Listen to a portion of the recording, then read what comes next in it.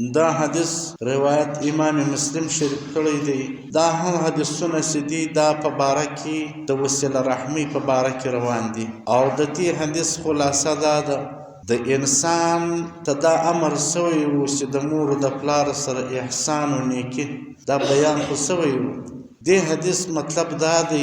چې د پلار یاران وي دوستان وي نو د انسان پلار وفات سوی وي او یا هغه په یو سفر تللی وي نو نبی کریم صلی الله علیه وسلم وویل چې د انسان د خپل پلار دوستان وي یاران وي د هغه د ناستې والا وي یا د پلار انډیوالان وي نو اوس پلار نسته پلار مړ دی یا پلار په سفر تللی دی د دغه زوی دپاره وایي دا ضروري ده چې د پلار د یارانو د هغه د ناستګویو خلکو د هغه د انډیوالانو سره به دی نیکي کوي. پیغمبر اسلام د ډېرې نیکۍ څه یو نیکي دا ده چې انسان د پلار د دوستانو سره د هغه د احبو سره د هغه د ناستې والا ولاړې سره د پلار یارانو دوستانو سلام علیک والا دغه د انسان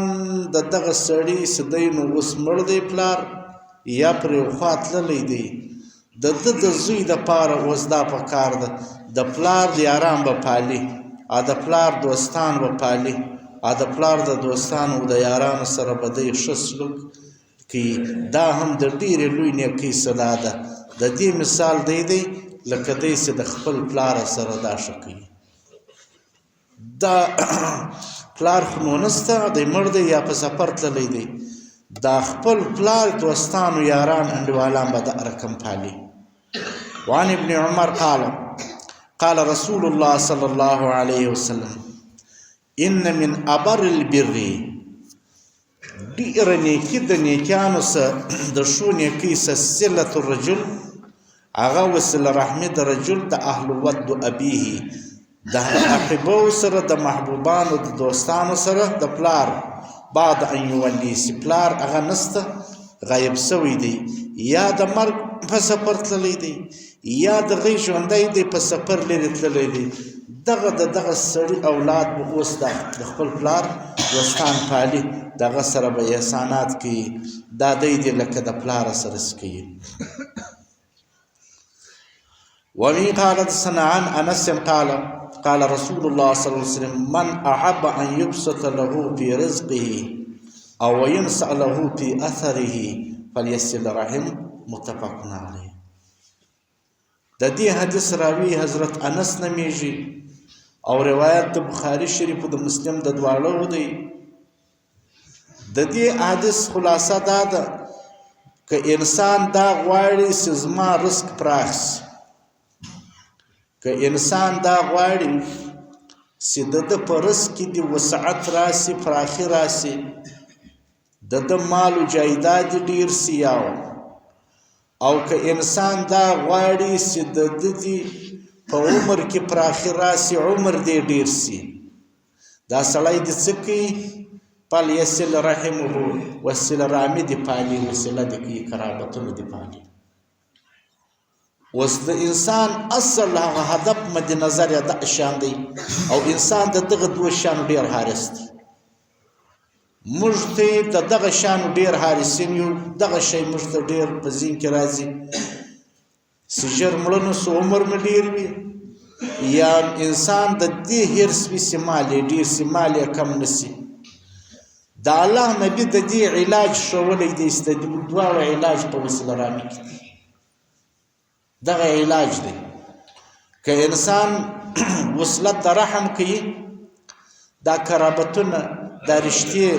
دا خوندې دا وونه دا قریبان دا د اکا زامن دا د اکا لونې دا دوستي دا خپلوي درې رقمه قرابتونه دي. یو د مور د خوا دي چې ماماګنۍ ده یو د پلار د خوا دي چې هغه پلارګنۍ د پلار د خوا قریبان دي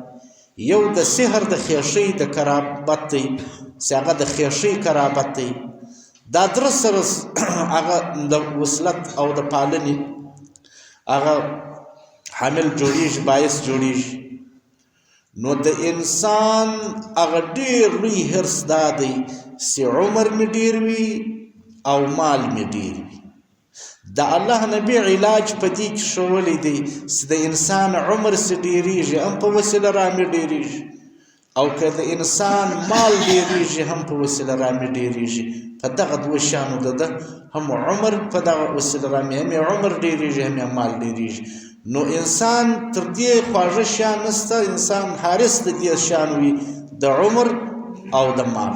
هغه په وسیله رامې ډېرېږي وعن انس قال رسول الله صلی الله علیه وسلم من احب که د چا خوښه وي ان یبسط له فی رزقه چې د ده د پراخي راسي په رزق دې پراخ سي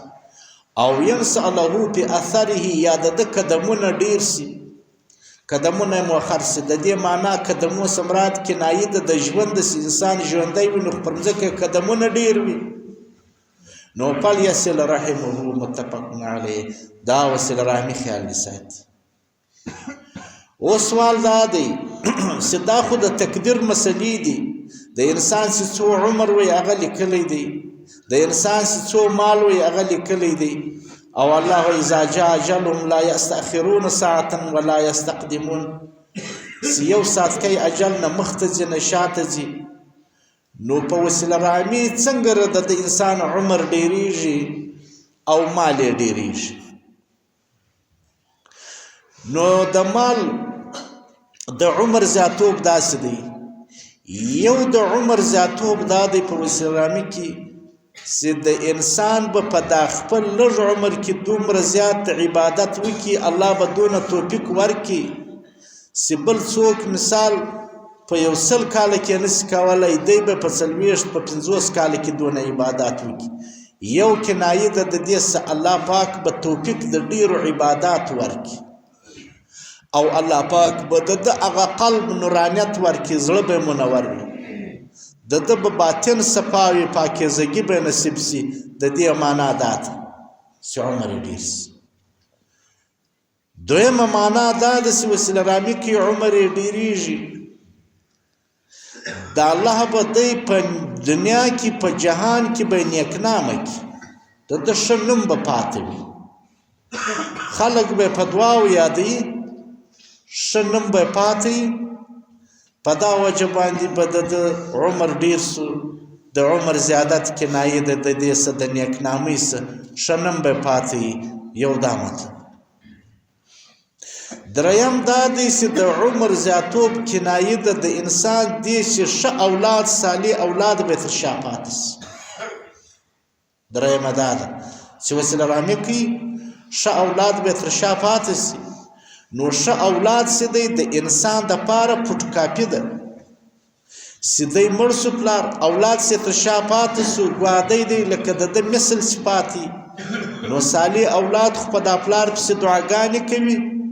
نو د ده د ژوند د ده هغه د دعاو هغه کتاب چې دی هغه پیرس ګوانه دی ټول سوی په ده پسې نیکیانې روانې دي د ده دپاره صدقه جاریه به صالح اولاد پاته وي نو صالح اولاد پاته سو د دې مثال دی لکه دی سیلانی مړ لکه دی سي ژوندی عمر یې ډېر سو او یا داسې ده چې دا وسیله رحمي چې دی کوي چې الله یې په عمر کې زیاتوب راولي په مال کې زیاتوب راولي دا هم د تقدیره څه دي الله پاک عالم الغیب والشهاده دی الله پاک په غیب او په ښکاره خبر دی په تقدیر کې داسې دي که دی انسان وسیله کوله نو عمر به مثال هغه 100 کاله وي 90 کاله وي که نه کوله 80 کاله دی مثال الله تعالی ته خو معلوم دی د هغه مطابق هلته تقدیر کې لیکل سوی دی چې مثال 40 نور پر زیاتې کوي هغه هلته لیکل سوی دی دا زیاتوب نظر و موږ ته دی و تقدیر ته نه دی زموږ په نظر کې زیاتوب هغه دا دی چې رالی چې د وسیله کوله الله یې په عمر کې برکات واچوي په مال کې برکات واچوي نو زیاتوب د عمر به دا کوي دا څونه لوی علاج دی چې وسیله رحمي علاج ده د دې دپاره چې موږ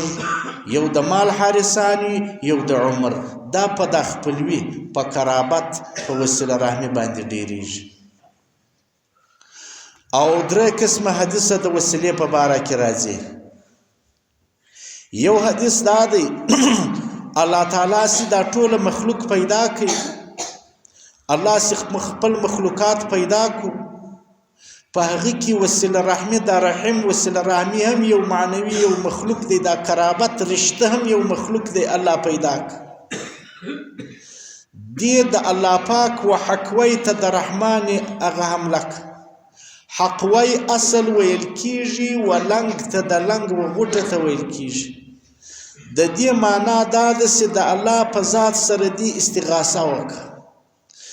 دا په عربو کې یو متل دا یو مثال و چې یو چا به د چا سره استغاثه کوله خواست به ورته کاوه نو د لنګ تر غټه به ونیوي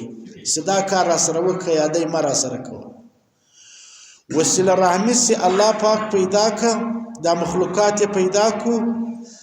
دی د الله پاک وذات استغاثه وکړه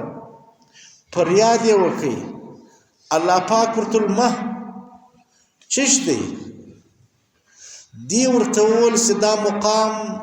د پناه غوښتلو والا دی چې څوک پناه غواړي هغه دی پناه غواړي زه په تا باندې پناه غواړم تاسې زه پیدا کړم دا قرابت وویل الله پاک ته ویل تاسې زه پیدا کړم بیا به خلک ما نه پالي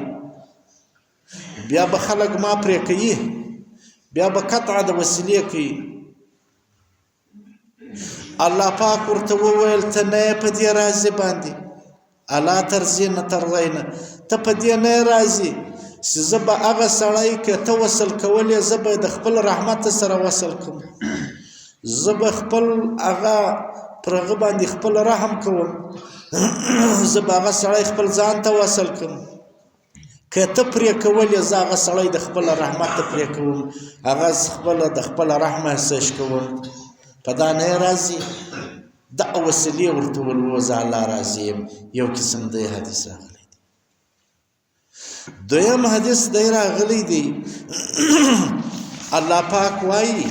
وای دا وسیله سي ده وسیله رحمه دا رحم دا یو رشد دا د رحمان راوتلې ده یعنی د دې تورې مری او حیم حاو مم دي نو دا رحم چې دی د رحمان راوتلې دی د هغه د لفظ سره دا ماده دواړو د دې ماده سره د رحمت دی نو الله پاک ول زما د نام سره راوتلې ده د دې ماده دواړه رحمت دی دا دواړو یو ماده ده نو کچا وصل که زه وصل کوم کچا پرې که زه هغه پرې کوم دریم روایت دا سره غلی دی چې الله تعالی سي دا وسیله رحمه پیدا ک دا په عرش پورې پیوند سو په عرش پورې پناه واخست نو علما وایي دا قرابتونه درې قسم دي یو هغه ډېر نږدې قریب دی د ولادت د مور او د پلار د ولادت رشته ده هغه د سید الله او حکوي ته د الله و ذات باندې استغاثه کړې ده دویم قسم لږ لري ده لکه د غرونو لکه د نورو د خوندو د اکا داسي د اکا زامنانو اکاګان داسي لږ لپاره ده هغه د سید الله د نام راوتلې ده د رحمان او دریم هغه د سډيري قربانوي د لری پالي هغه د سیغه استغاثه کړه ده هغه د عرش په عرش پورې مشته ده عرش ته پناه وړه ده هغه د درې قسم دي نو دا دونه یو واجب ضروري امرونه دي دا حدیثونه پر دې بیان کړي وعن ابي هريره قال رسول الله صلى الله عليه وسلم خلق الله الخلق الله تمام مخلوق پیدا کړي فلما فرغ منه الله سد مخلوقات ګرد پیدا کی وسیله رحمی هم پیدا کا قامت الرحم دا وسیله رحمی هغه په یو زبان حال باندې هغه الله ته بیان اسو فاخذت بها قوي الرحمن الله په ذات په استغاثه وغوښتل فقال ما الله پاک ورته ما چشتي یا کم شي دی یا مکو قالت هذا مقام العايز دا مقام د پناه اخستلو والا دی بکه هغه د څوک پناه غواړي من القطيعه زد قطعیت څخه پناه غواړم الله تعالی ورته الا ترزين تنرازي ان اسل من وصلك تنرازي په دې باندې چې زب وصل کوم هغه سړی کې ته پیوند کې ته وصل کې واقطع من قطعت کې که ته قطع کې زه هغه د رحمته قطع کوم قالت بلا یا ربي الله الفضا که بس دغه رقم ده دغه رقم ده که ته وصل کې زه هغه د خپل رحمت سره وصل کوم که ته پرې کې زه د رحمتش کوم وعنه بیا د حضرت ابو هريره روایت دی قال رسول الله صلی الله علیه وسلم الرحم دا رحم سده شجنه دا یو رشه ده یو بیلګه ده دا راوتله ده من الرحمن دا یو ماده ده د رحمان د تورې څخه جوړه ده فقال الله من وصلك وصلته ومن قطعك قطعته الله پاک ټول درېمه دا دوه قسمه دا او دریم روایت دا دی وی قالت حدثنا عائشه قالت عائشه مبارکه وای قال رسول الله صلی الله علیه وسلم الرحم دا قرابت سدی دا معلقه بالعرش دا قرابت په عرش پورې معلق دی په عرش پورې الویزان دی هغه ځوړند دی تقول وای دا وسله یو قسم دعا کوي من وصلني که زه وصل کم زما پیوند یې وکړي زه هغه وپاللم وصله الله دې وصل کړي یا دا دعا ده یا دا دې وینا ده ومن قطعني که چیرې زه قطع کم قطعه الله دې هغه قطع کړي متفق علیه نو په دا وجه باندې د انسان دغه خیال ساتي دا د قرابتو دا څو قسمه قرابتونه دي دا دون عذاب هم لري او دې هم بدوایي کړې ده شرع کړې ده وعن جبير بن مطعم قال رسول الله صلى الله عليه وسلم لا يدخل الجنة قاطع متفق عليه نبی اسلام وايي هغه سړی چې قرابت بالکل ختم کوي بایکاټ کوي ویش کوي د چا سره قرابت کسر اڅ نه کوي لا يدخل الجنة قاطع جنت لره نه داخليږي اوس د دې څه معنا ده چې نه داخليږي کافر سوی خو نه دی خدا سړی خو مازی قرابت وسیله نه کوي یو معنا دا د په اول جوپه کې په اول انسانان جنت لره داخليږي دی په د اولینو کې نه بیا وروسته دویم دا دی چې دا هغه سړی شي چې لا يدخل الجنة قاطعا چې دا حلاله بولي چې دا قطع د رحم دی حلاله بولي وځان ته روا بولي دا پر څه نه بولي نو دا سړی چې دی دا ګسر دی چې ځان ته حلاله بولي دا کار ناروا بولي لا نه په دغه وجه باندې جنت لره نه داخليږي الله جنت نور وعن ابن عمر قال رسول الله صلى الله عليه وسلم ليس الواصل بالمكافي ولكن الواصل الذي إذا قطعت رحمه وصلها نبی اسلام ول که یو چا ستاسر احسان کاوي شی کول قرابت یې پالي تا هم پالي دا خود د سره سپیوند دا واصل نه دی دا خو ته مکافات ورکې بدلا ورکې وسیله رامي دغه د سیدا سړی ستا کوي په تا کې خاص سوچ نه وي ته قرابت سره کوي د ستا سره نه پالي د ستا سره احسان نه کوي د ستا سره قرابت لا نه پالي د پتا باک نه کوي ته به ورسره کوي دغه نو وسیله رامي د تا پیوند کړه دا وسیله تا پر ځای دا سینه لکه زموږ دا وایي زما پلاني بارکې لره یا پلاني شي لره یا پلاني شي لره نه دی راغلی زم نه ورځم دی کوم شي لره راغلی دی یا دی دې نه راځي وایي دغه دی نبی اسلام ول داسې دی هم ښه در سره کوي ته هم ورسره کوې دا خو بدله ده وسیله خو ستا دا خو ده بدله ته بدله ورکوې هغه داسې دی نه کوي ته هغه احسان ورسره کوې دی په تا کې باکه نه کوي ته هغه وسلامي خپل قرابت رشته پالي دغه نو ډېر ثواب کار دی دغه نو هغه ډېر وسیله رحمت وعن ابن عمر قال رسول الله صلى الله عليه وسلم ليس الواصل ندی هغه څوک واصل بالمکافي چې دی هغه بدلا ورکوي چې هغه قرابت هغه ورسره پالي دی هم ورسره پالي ولكن الواصل الذي اذا قطعت رحمه وصلها رواه البخاري اصل دغه شی دی چې د خوا پالنه نسته او ستا د خوا پالنه یي دغه نو وینې ډېر لوی احسان دی دغه ډېره لویه بدله ده. واخر دعوانا